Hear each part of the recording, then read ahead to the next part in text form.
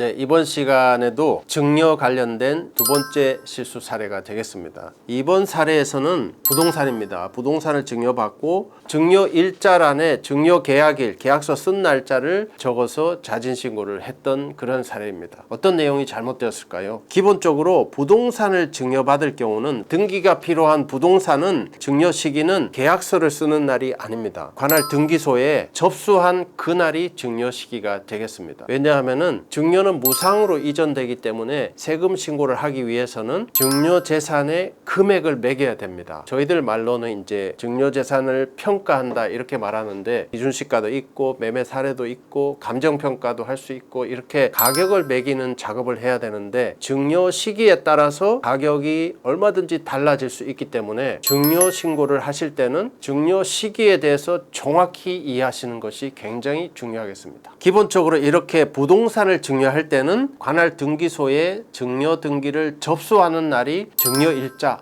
증여 시기가 되겠습니다. 이렇듯 부동산은 증여 등기 접수일인데 등기가 필요 없는 나머지 재산들은 어떻게 될까요? 등기가 필요 없는 나머지 재산들은 증여 시기를 다음과 같이 정해놓고 있습니다. 먼저 자동차의 경우는 관할 구청에 등록 신청서를 접수하는 날입니다. 등기와 등록은 비슷하니까 서류를 제출해서 관리를 받아야 되는 경우는 그 신청서를 접수하는 날이 증여 시기가 되겠습니다. 자동차도 구청에 자동차 등록증을 새로 발급받기 위해서는 자동차 양수도 계약서를 써서 계약서를 가지고 가서 구청에 자동차 등록을 접수하게 됩니다. 그 접수하는 날이 증여일이 된다 이런 의미가 되겠습니다. 주식 같은 경우는 매매가 아니라 증여이기 때문에 단순히 핸드 투 핸드 손에 쥐어주는 것 인도를 하거나 또는 주권을 발행하지 않는 주권 불발행 회사의 경우는 주주 명부를 고치는 그 날짜 명의 개서일이라고 합니다. 이렇게 주권을 넘겨주는 인도일하고 주주 명부를 바꾸는 명의 개서일을 비교해서 더 빠른 날을 증여 시기로 보고 있습니다. 그리고 이제 예금 같은 경우는 돈이잖아요. 돈은 계좌 이체를 딱 하는 날, 그 날이 즉시 증여 시기가 됩니다. 계좌에 송금이 딱 되는 순간 증여가 딱 된다 이렇게 보시면 되겠습니다. 부동산에 관한 권리입니다. 분양권 같은 권리는 권리 의무가 확정적으로 승계되는 날이 증여 시기가 되겠습니다. 분양권을 매매를 하게 되면은 돈을 주고 받으니까 잔금 청산일이 원칙인데 증여는 돈 거래, 유상 거래가 아니기 때문에 권리 의무가 확정되는 날, 그날은 다시 말하면은 분양권 시행사에서 분양권 대장을 개서하는 날, 매도자 매수자를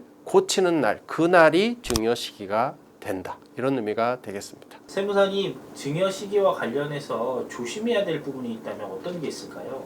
네, 유사매매 사례라는 게 있습니다. 증여재산은 무상으로 넘어가기 때문에 가격을 평가해야 되는데 이때 평가하는 방법 중에 하나가 나의 증여재산과 타인의 매매 내역을 나의 증여재산 가액으로 땡겨서 쓰는 경우가 있다 이런 의미가 되겠습니다.